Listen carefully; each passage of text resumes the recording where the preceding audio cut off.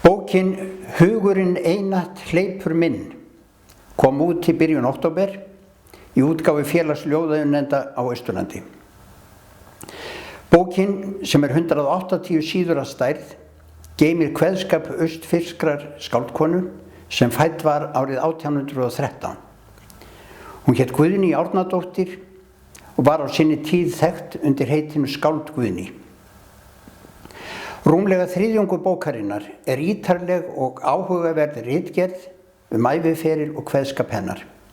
Höfundar eru Helgi Hallgrímsson og Rósa Þorsteinsdóttir.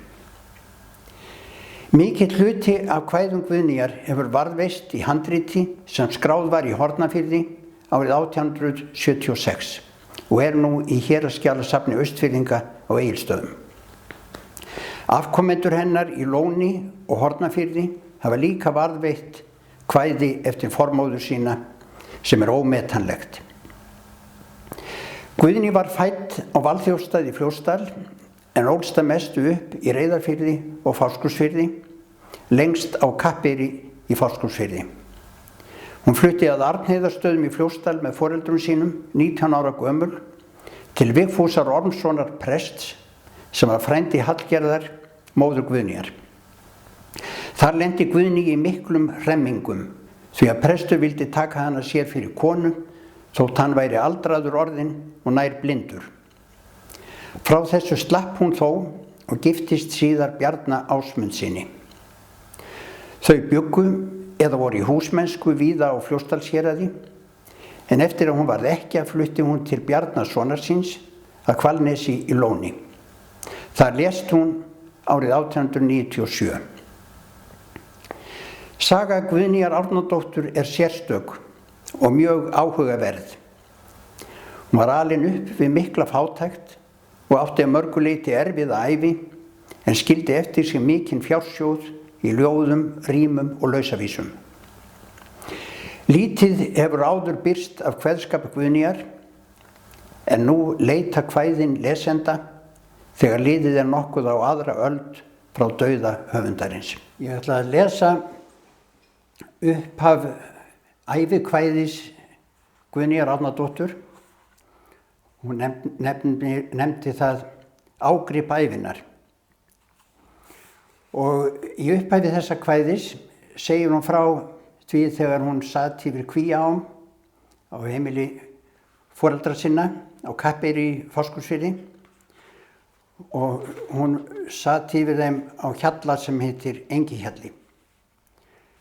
Og þessi tími úr ævi hennar segir hún að hafi verið einhver sá skemmtilegasti sem hún lifði. Ágrip ævinnar. Fætur ekki fyrst sinn því framar mega ganga, hugurinn einatt hleypur minn, heldur léttur þangað.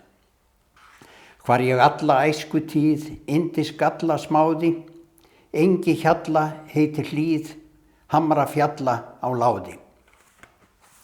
Sólin glansar, hlíðin há, hlaðin kransi lilja, hjörðin dansar, björgin blá, brúði andsvör þylja. Lækur fríður léttum fold, líður af bergi niður, svölun þíða hressir hold og hjalar skútan viður. Þarna sat ég þrátt og títt þegar í föður ranni, gætti sauða sumar blítt, sóaði gleði banni. Besti halur byggði hér, sá best kann ala hjörðu, besta smala byrgi mér, bestan sal á jörðu. Hugði beggja hyggjan vís, hellu salnum mínum, par væri paradís, prýðilegri sínum. Sama listir lærðum þrátt, lund með kristals hreina, aldrei birst en ætíð sátt, allra fyrst og seinast. Eyða bæði sama sinn, sórum Guði einum, bundum frið með kæti á kinn, kærleiks undir greinum. Æskutíðin út í vind, yndi sveinsins blíða, hvarf í einu hlíð og lind og hellu byrgið fríða. Kendi ég meina minna því mátti stynja í leinum, flutt frá mínum útlegð í æsku vinum hreinum. Síðan öðrum send á vald sem á nauðu hlýða, sett hjá nöðrum hreld í hald sem hlóu að snauðra kvíða. Og ég ætla að ljúka þessum lestri með því að fara með eina vísu. Það er loka vísan í ljóði sem hún orti til minningar Þóru systur sína. Ég vildi ég gæti flétta þér fagran minniskrans, en fyrir augun skyggja heitu tárin. Svo vertu sæl mín systir, í faðmi fannklædds lands, þú frið nú átt við minninguna og sárin.